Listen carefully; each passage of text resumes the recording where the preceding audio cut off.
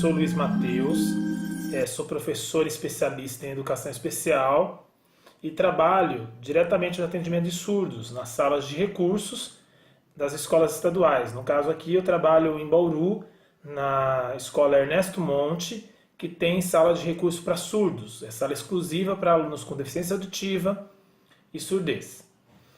Bom, eu vou responder aqui a duas perguntas.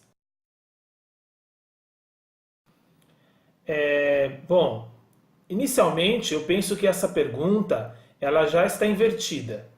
Pensar se a pessoa surda ou a criança ou adolescente surdo tem dificuldade na língua escrita, eu estou esquecendo de outras coisas antes. Antes de eu pensar se ela tem ou não dificuldade, eu tenho que pensar se nós temos na educação de surdos uma educação adequada para ensino dessas pessoas. Inicialmente, é importante que a gente fale que a língua de sinais é a primeira língua do surdo brasileiro. Nós temos pessoas, sim, com deficiência auditiva, que usam a língua oral, que falam bem português, que usam o implante coclear ou o AASE, que é o aparelho de amplificação sonora individual, mas essas pessoas têm a língua oral como primeira língua. Tiveram oportunidade na fonoterapia, desenvolver a língua oral, mas tem crianças que mesmo com essa oportunidade não desenvolveram a fala. Ok? As crianças que tiveram oportunidade de acesso à língua oral e não desenvolveram a fala, elas têm a necessidade de língua.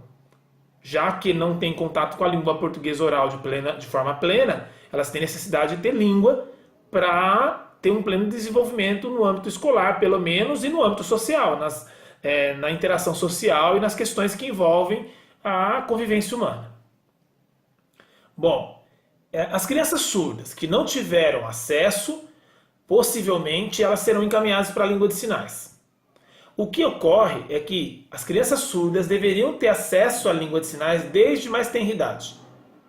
Desde pequenas, independentemente de terem acesso à língua oral por meio da fonoterapia, elas deveriam estar tendo acompanhamento bilíngue. Ou seja, se as fonos trabalhassem com ensino bilíngue, trabalhando com língua oral e língua de sinais, nós garantiríamos às crianças surdas contato com a língua de sinais desde mais pequenas, desde a mais tenra idade, e assim essas crianças surdas crescerão com língua, com acesso pleno à língua de sinais, por exemplo. Isso vai fazer com que a criança tenha plenas condições de aprender qualquer outra língua depois. Se a criança surda domina uma língua natural, que é a língua de sinais, que é a sua própria língua, que é a sua primeira língua, ela também vai ter condições de aprender melhor a língua portuguesa, no caso, língua portuguesa na modalidade escrita. Agora, se nós temos uma criança que usa uma outra língua, é óbvio que o ensino precisa ocorrer na língua que ela domina. Então, a gente tem, por exemplo, na proposta inclusiva, uma educação que se dá por meio do professor regente falando a língua portuguesa, com acompanhamento do intérprete da língua de sinais na educação dessa criança. Se a gente for pensar em termos de acesso, o ideal seria que a criança tivesse um professor falando em língua de sinais para educá-la, para ensiná-la. Então, quando a gente tem um professor trabalhando com o ensino dos conteúdos em língua de sinais, nós estamos falando de uma educação bilíngue para surdos. Então, a educação bilíngue, ela é a educação mais assertiva na educação de surdos, porque ela garante que a criança surda tem acesso aos conteúdos por meio da língua de sinais, e aí ela tem melhores condições de aprender língua portuguesa escrita.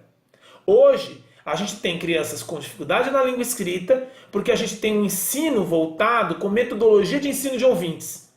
A gente ensina surdos como se eles já falassem português desde pequeno, sendo que eles usam somente a língua de sinais e não conhecem o português oral.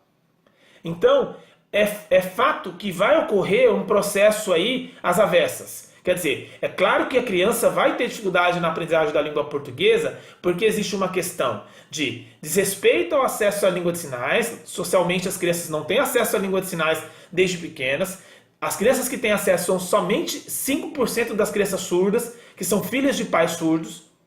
Segundo momento, nós vamos ter um problema aí com as metodologias de ensino, com as estratégias utilizadas em sala de aula, principalmente as salas de aulas inclusivas, que trabalham de forma a não contemplar as necessidades e especificidades da surdez. E em terceiro lugar, a gente não tem o ensino de segunda língua numa perspectiva de segunda língua propriamente. Então a gente tem ensinado o português para surdos como se fosse primeira língua. Então, é claro que a gente não tem desenvolvido aí o que é necessário para ensinar adequadamente as crianças surdas. Então, de modo geral, eu digo, não é que a criança surda tenha dificuldades na língua escrita. É que nós não temos oferecido as condições necessárias para que a criança surda tenha acesso pleno à língua portuguesa escrita. Tá claro? Então, se nós tivermos oferecido todas as condições para a criança aprender língua portuguesa, e mesmo assim ela não está desenvolvendo bem a língua portuguesa, não tendo nenhum comprometimento cognitivo, não tendo nenhuma outra deficiência, então nós poderíamos dizer sim que as crianças surdas têm dificuldade na aprendizagem da língua portuguesa. Mas como a gente não oferece todas as condições para que elas se desenvolvam, não é possível afirmar que elas têm, porque senão a gente está culpando a criança surda por uma dificuldade que não depende dela. Quer dizer, não é ela que tem dificuldade na aprendizagem da língua escrita. É que nós não estamos oferecendo as condições para que ela aprenda. Tá claro? E eu acho que a resposta dessa pergunta é muito simples. Por quê? Eu estou falando com vocês nesse momento em língua portuguesa. Por que eu estou falando em língua portuguesa? Porque a língua que vocês acessam é a língua portuguesa. É a primeira língua que vocês têm, é a sua primeira língua. E como é a primeira língua de vocês, é também a língua de acesso à literatura, à cultura, a tudo que foi construído humanamente, tudo que foi construído pela humanidade no decorrer da história, né? Então a gente acessa até as ciências pela língua. Então, é muito complicado pensar que a criança surda, dominando uma língua de sinais, que é uma língua diferente do português, vai ter acesso aos conteúdos somente em língua portuguesa, que para ela é segunda língua. É como se para nós, todos os conteúdos tivessem disponíveis na sociedade em inglês.